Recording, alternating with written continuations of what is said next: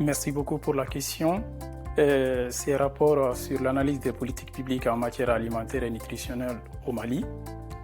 Avant de parler du contexte, il est important de rappeler ce qui nous ont amenés ou dans quelles conditions cette étude a été menée. C'est d'abord le contexte sécuritaire et aussi les chocs climatiques et aussi les vulnérabilités des populations.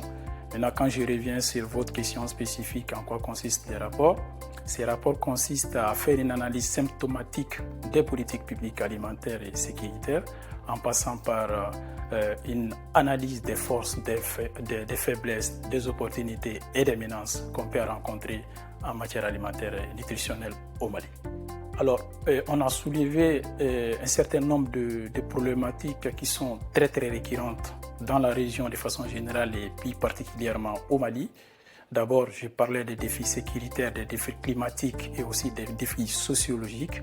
Il faudra faire des recommandations et la première recommandation qui est faite, c'est d'abord de faire de telle sorte que des communautés soient résilientes, que des communautés ne soient pas dépendantes de l'aide humanitaire. Ça, c'est la première recommandation.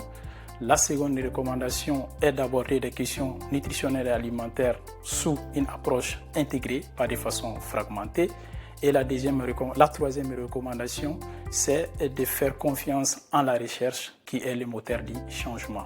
Donc voici quelques recommandations moteurs que je peux rappeler, même si la liste n'est pas exhaustive.